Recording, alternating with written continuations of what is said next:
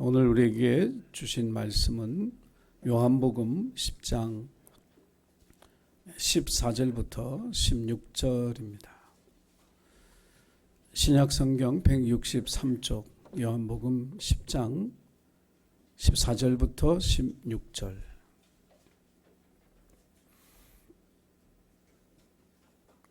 말씀을 찾으셨으면 함께 읽겠습니다. 또 화면에도 나오니까 보시고 함께 읽습니다. 시작.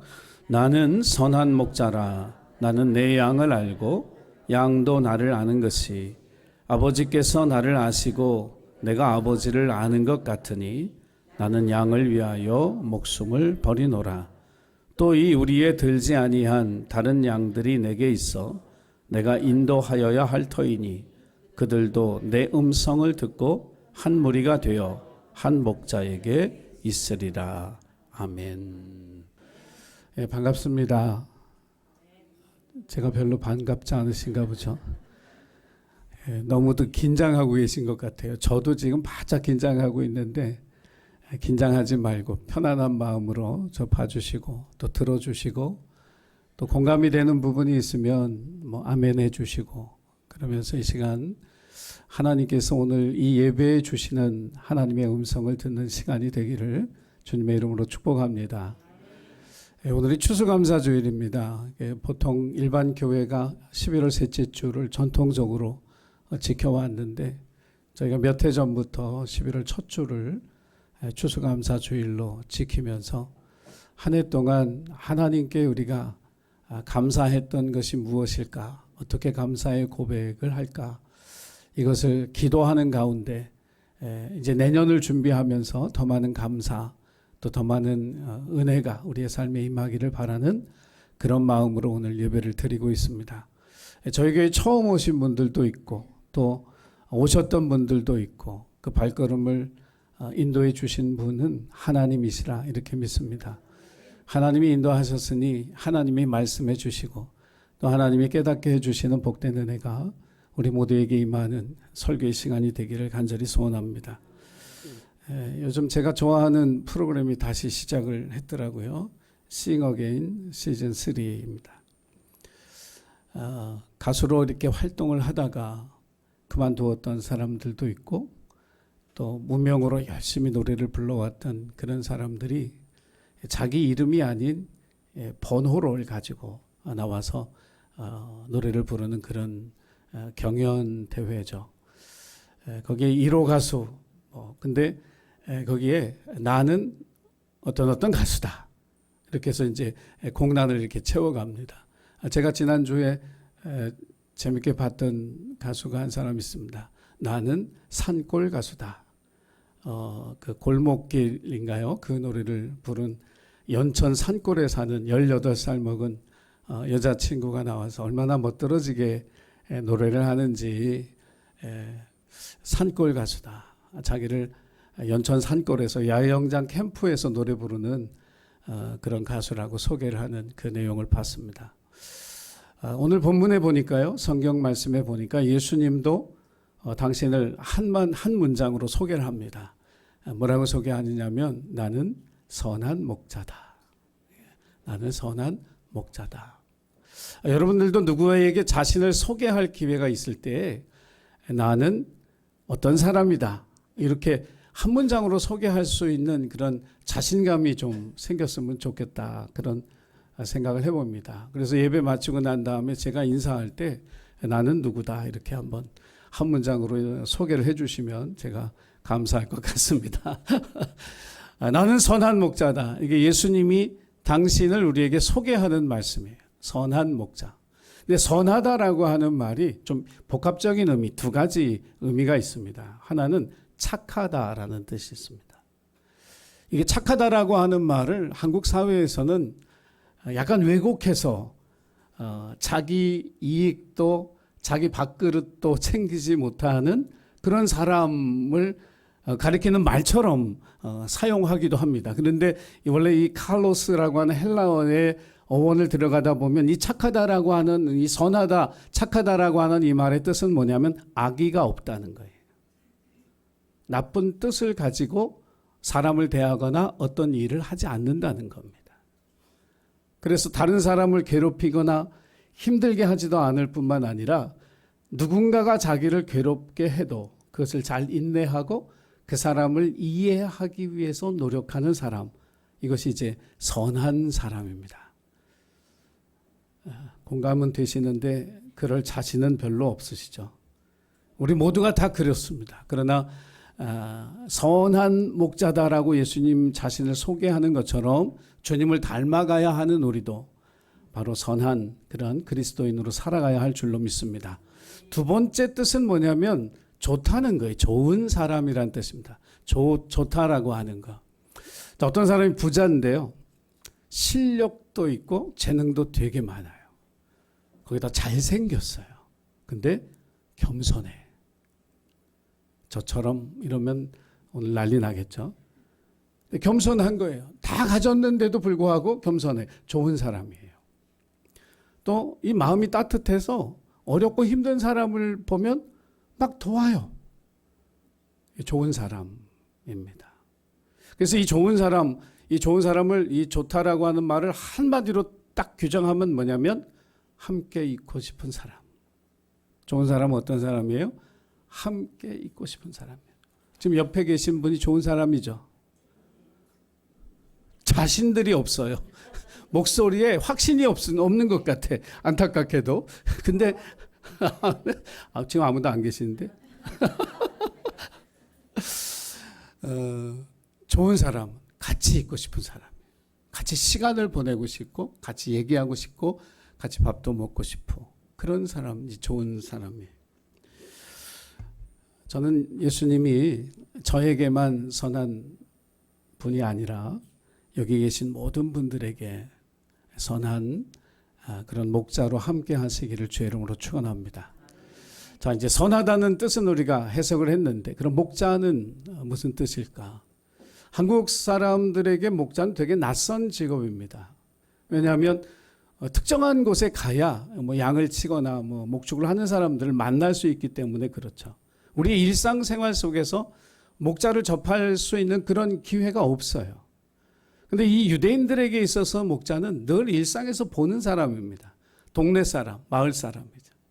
그래서 양을 이제 치는데 유대 사회에 있어서 양을 많이 가진 부자들은 양을 치지 않습니다. 목자를 불러서 돈을 주고 맡기죠. 또 한 가정에 뭐 3마리, 4마리 가지고 있는 가정도 자기들이 그 양을 돌보느라고 하루의 시간을 다 쓸 수 없으니까 돈을 주고 목자에게 자기들의 양을 맡깁니다. 그래서 그 양을 맡아서 책임지고 길러주는 사람이 목자인 거예요. 그러니까 목자라고 하는 뜻은 뭐냐면 양을 책임진 사람 이런 뜻입니다. 그 양에 대한 책임을 전적으로 다 지는 사람, 이것이 목자예요. 지금은 이제 우리도 가정의 경제 구조가 달라졌습니다. 맞벌이 하는 부부들이 거의 대부분이고요. 또 그런 분들도 요즘은 뉴스에서 자주 보는데 가사를 전담하는 남편, 밖에 나가서 돈을 버는 아내, 이런 가정의 구조도 우리가 있는 걸 봅니다. 근데 예전에는 이 가장이 전적으로 가정의 경제를 다 책임지는 그런 구조였죠. 아내를 책임지고 자녀들을 책임지고 또 어떤 분들 종손 집안의 뭐 종손 이런 분들은 뭐 친척까지도 책임져야 되는 무거운 짐을 짊어지고 살았던 그런 분들이 이제 가장입니다. 예수님은 이 세상에 생명을 가진 모든 사람들의 선한 목자, 모든 사람들의 삶을 책임지기를 원하시는 선한 목자라고 오늘 성경은 우리에게 주님을 소개하고 있습니다. 교회와 그리스도인들이 하는 일이 바로 이 선한 목자 되신 예수님을 알리는 일이라 그렇게 생각합니다. 세상을 살다 보면 우리 주님의 마음과 가장 닮아 있는 게 뭘까? 부모님의 마음입니다. 자식이 아프면 그 자식 대신 아파해주고 또 자식이 힘들면 그 자식만큼 더 힘들어하는, 내 생명을 줄 수 있다면 내 자식에게 자기의 생명도 주고 싶은 그 부모의 마음, 이것이 예수님이 우리를 바라보시는 바로 그 마음인 줄로 믿습니다. 그래서 우리의 선한 목자가 되신 그 예수님의 은혜와 사랑 가운데 저와 여러분의 삶을 살아가게 되기를 주의 이름으로 간절히 부탁을 드립니다. 자, 예수 믿는 사람이 된다는 것, 그리스도인이 된다는 건 뭘까? 오늘 본문의 말씀에 있는 것처럼 나는 내 양을 알고 양도 나를 아는 것이 아버지께서 나를 아시고 내가 아버지를 아는 것 같으니, 어떤 관계에 있어서 서로를 안다는 게 굉장히 중요하다는 거예요. 여러분, 우리가 낯선 남자가 만나서 연애를 하고 데이트를 하죠. 이게 뭡니까? 서로를 알아가는 과정이거든요. 그러면서 서로에 대한 신뢰를 쌓아가게 되고 한평생을 같이 하는 부부가 되는 거죠. 우리가 하나님을 믿는다라고 하는 것은 내가 교회에서 가르쳐 주는 대로 뭐 성경을 읽고 기도를 하고 예배에 참석을 하고 봉사를 하고 헌신을 하고 이런 것으로서 하나님과의 관계가 형성이 되는 것이 아니라 하나님을 알아가는 그 노력, 그 삶의 모습이 우리에게 있어야 우리가 하나님을 믿는 사람이 되고 하나님이 원하시는 그리스도인으로서 살아가게 된다라고 하는 거예요. 그래서 그리스도인의 삶은 하나님을 알아가는 삶입니다. 그 생활이 우리 속에서 반드시 있어져야 한다라고 하는 거예요. 그런데 우리가 아는 것처럼 오늘날 우리 시대에 이 신적 존재, 하나님에 대한 이야기는 우리의 토픽, 화제거리가 아닙니다. 많은 사람들이 관심 갖고 있는, 대한민국 사람들이 다 관심 갖고 있는 제일 중요한 토픽은 뭐냐면 돈입니다. 어떻게 하면 돈을 많이 벌 수 있을까? 어디에 투자하면 돈을 벌 수 있을까? 뭐 이런 것들에 대한 관심이 굉장히 많죠. 정치에 대한 이야기 가지고 밤을 새우시는 분들도 있습니다. 연예인들의 뭐 이야기를 가지고 오래도록 이야기할 수도 있죠. 그러나 하나님에 대한 이야기, 신적 존재에 대한 이야기를 가지고 밤을 새워서 이야기하는 그런 사람들은 사실 별로 없습니다. 과학 문명이 발달하다 보니까 또 자기가 가진 지식이 꽤 된다라고 생각하기 때문에 이제 신적 존재에 대해서 별로 그렇게 관심이 없어요. 제가 학생부를 다닐 때 중학교, 고등학교 때까지는 이제 수련회 같은 데 가서 이렇게 집회가 끝나고 밤에 이제 숙소에 돌아오면 아이들끼리 참 그 하나님에 대한 이야기를 참 많이 했습니다. 하나님을 너는 믿냐? 너는 하나님을 봤냐? 너는 하나님을 어떻게 생각하냐? 이런 이야기들로 뭐 밤을 새우기도 하고 그랬는데 지금은 이 신에 대한, 하나님에 대한 이야기들이 별로 없죠. 그런데 제가 이런 질문을 한번 던져보겠습니다. 여러분 정말 지금 참 바르게 그리고 아름답게 살고 있습니까? 아니요. 솔직하신 거예요. 다시 한번 묻겠습니다. 여러분 참 좋은 사람입니까?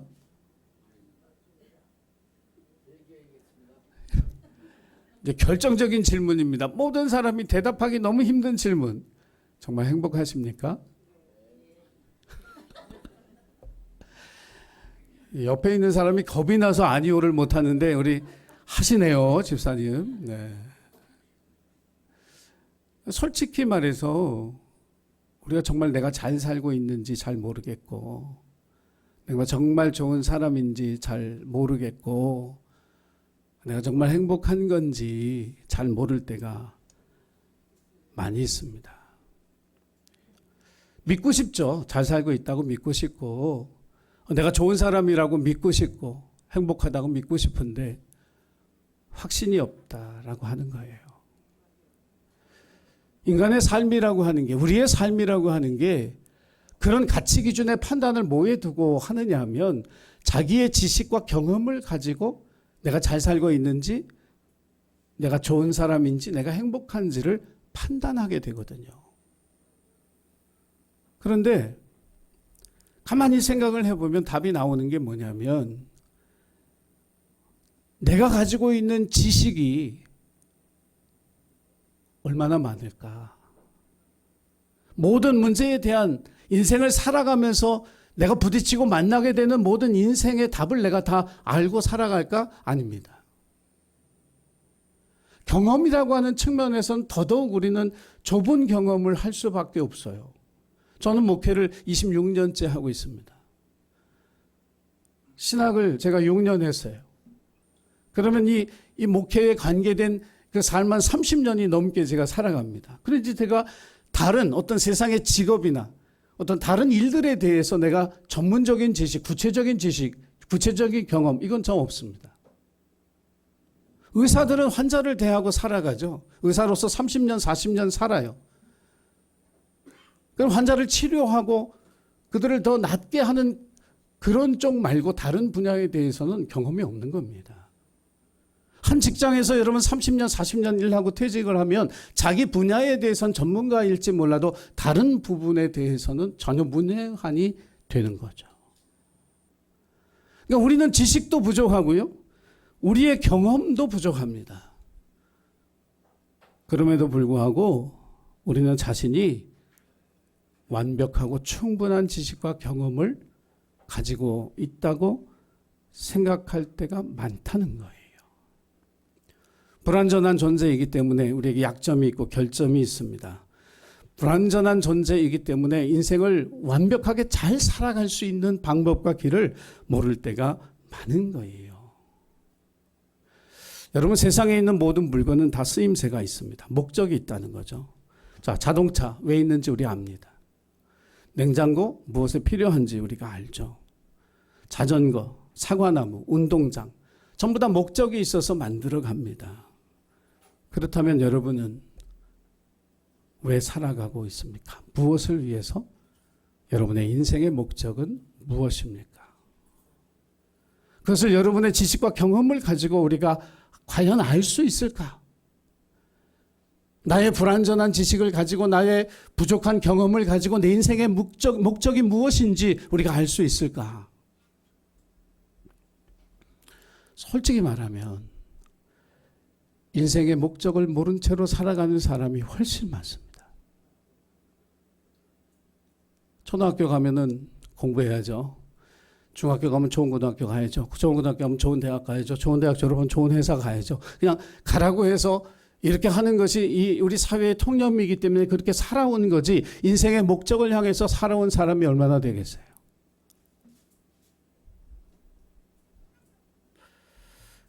왜 하나님을 알아야 할까? 하나님은 우리 인생의 목적을 아시는 분이기 때문에 그렇습니다. 저는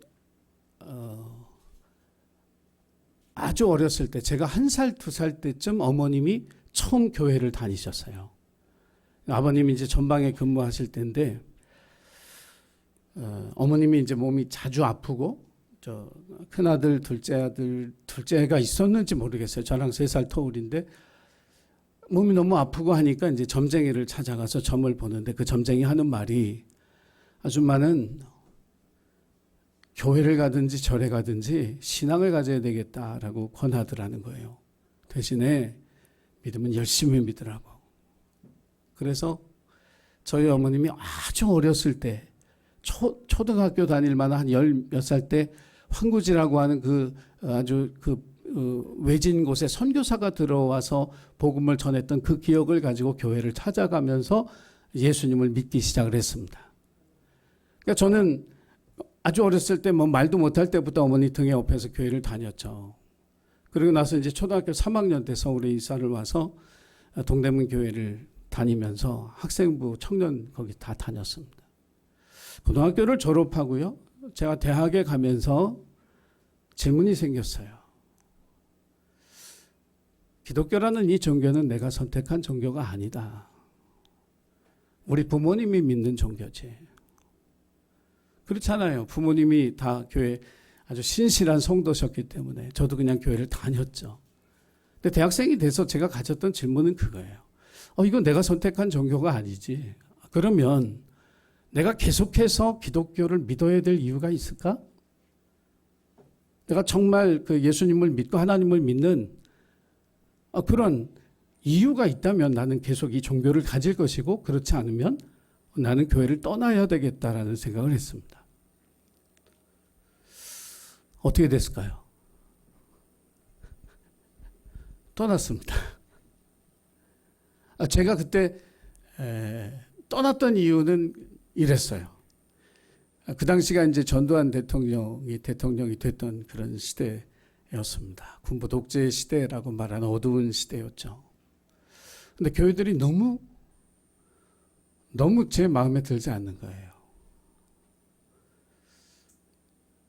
이 어둠의 시대에 빛이 되어져야 하는데 이 어둠을 더 깊게 하는 데가 교회 같고, 뭐 조창기도회 같은 데 나가서 훌륭하신 목사님들이 이 정권을 잡은 그런 분들을 위해서 기도하는 그 모습을 보면서 교회는 희망이 없다.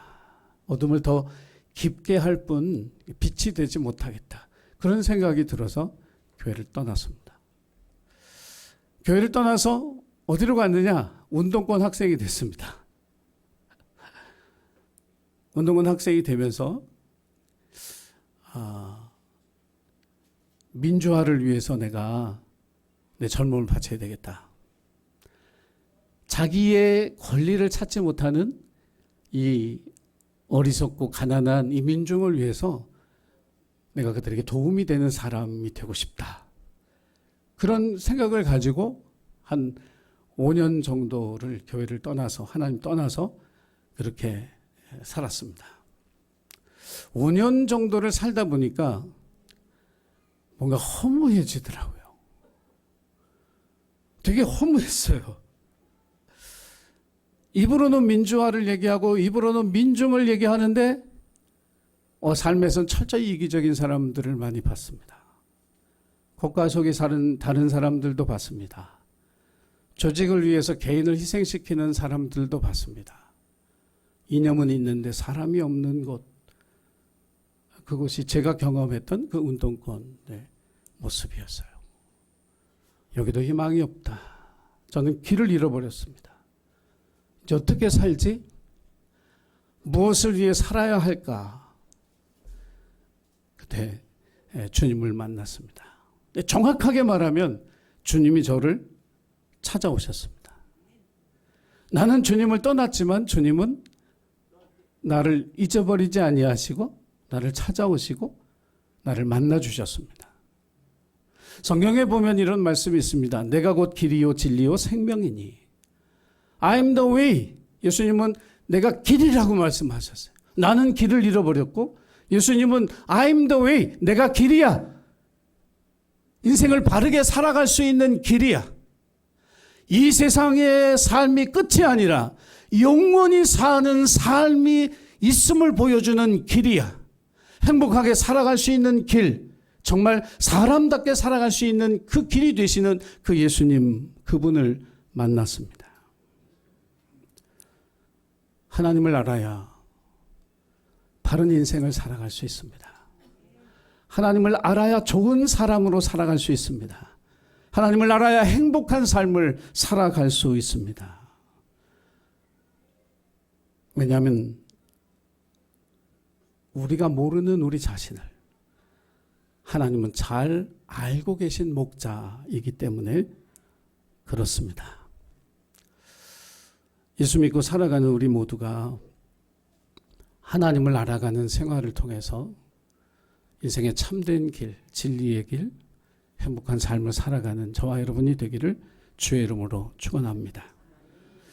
두 번째로 그리스도인이 된다는 것은 선한 목자의 인도함을 받고 산다는 것입니다. 선한 목자의 인도함을 받는 것. 자, 부모는요, 자녀의 삶의 인도자입니다. 자신이 가지고 있는 경험과 지식을 가지고 이렇게 살아가야 돼라고 길을 보여주죠. 그리고 때로는 그 길로 이끌어 줍니다. 그런데 부모된 우리의 지식과 경험이 불완전하기 때문에 나는 자녀의 삶을 잘 인도해 왔다고 확신 있게 자신 있게 이야기할 수 있는 부모가 있을까? 죄송하지만 그 어떤 부모도 확신을 가지고 그래 왔다고 이야기하기는 어렵습니다. 저도 자식을 키워봤지만 어떻게 인도해 줘야 할지 몰라서 당황스러울 때도 있었습니다. 이렇게 살아야 돼 확신 있게 강하게 이야기해 줬지만 저 자신에게도 확신이 없었던 때가 있었거든요. 정말 부모로서 두렵고 떨리는 그런 마음으로 보냈던 시간들이 있었습니다. 지금 이스라엘과 하마스가 전쟁 중에 있습니다. 그들이 살고 있는 땅이 비옥한 땅이 아니라 대부분 황량한 광야죠. 광야에서 가장 힘든 게 뭐냐면 길을 찾기가 어렵다는 거예요. 그러니까 거대한 모래폭풍이 한번 불어오면 있었던 언덕이 사라지고 새로운 언덕이 생깁니다. 있었던 길이 덮어지고 새로운 길이 열려버립니다. 그래서 이 광야라고 하는 이곳에서는 지도가 필요가 없습니다. 우리가 인생을 광야에 비유한다면 어떤 환난이나 어려움이 우리에게 한번 닥치기 시작하면 그동안 많은 사람들의 데이터를 축적해서 인생은 이렇게 살아야 되고 경제는 이렇게 풀어가야 되고 정치는 이렇게 풀어가야 되고 하는 이런 지도들, 이 지도들이 전혀 소용없는 그런 혼돈과 공황의 상태가 온다는 거예요. 길이 사라지는, 그래서 어떻게 살아가야 할지 모르는 이 광야라고 하는 이곳에서 가장 중요한 건 뭐냐면 지도가 아니라 나침반입니다. 방향을 잃어버리지 않도록 돕는 것. 오늘 우리가 살아가는 이 세상 속에서도 세상 사람들이 여러 가지 처세법, 이렇게 사는 인생이 복되다, 그런 많은 맵들을 우리에게 주지만 정말 중요한 것은 방향이에요, 방향. 어떤 방향으로 살아가야 할 것인가, 이것을 가르쳐주는 나침반이 필요한 시대를 저와 여러분이 살아가고 있습니다. 방향을 잃지 않으면 목적지에 도착하게 돼 있습니다.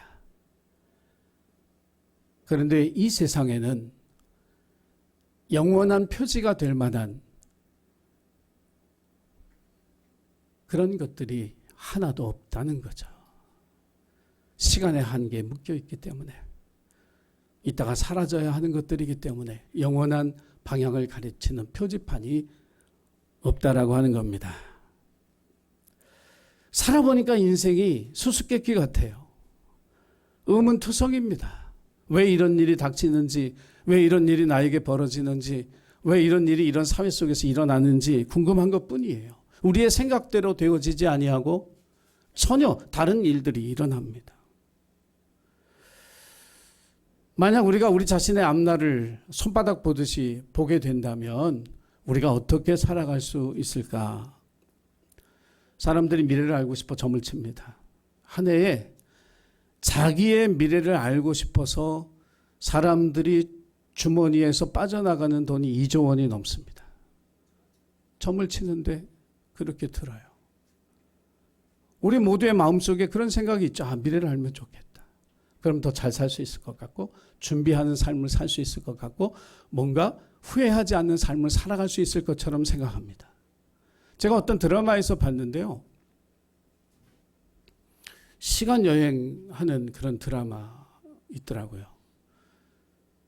근데 이게 언제 드라마인지는 제가 모르겠는데 한 부분만 봤는데, 미래에 가서 로또 추첨 번호를 알아갖고 오는 거예요. 그러니까 1년 뒤에 그 로또 번호, 몇 회 로또 번호를 알아갖고 왔어요. 그랬더니 너무 좋아하는 거예요, 이 사람들이 그걸 알려주니까. 근데 저는 그걸 보면서 그게 좋아할 일이냐? 저는 그 생각이 들었어요. 그게 좋아할 일이냐고. 성실함과 정직함으로 살아가는 땀의 가치를 무너뜨리는 그런 세상이 좋은 세상일까? 그게 행복한 삶일까? 좋아할 일이 아니죠. 사람들 게으르게 만들고 나태하게 만드는 거예요. 여러분 미래를 안다면 이 자리에 나와서 예배 드리실까요? 내가 하나님이 돼서 아마 안 나올 거예요. 내가 미래를 아는데 참 하나님 우리 좀 미래를 보여주시면 얼마나 좋아요, 그죠? 안 좋으세요?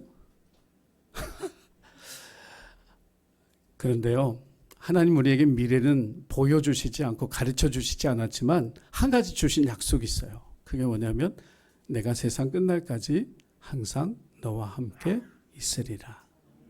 동행의 약속이죠. 우리 미래는 어떤 일이 있을지 몰라요.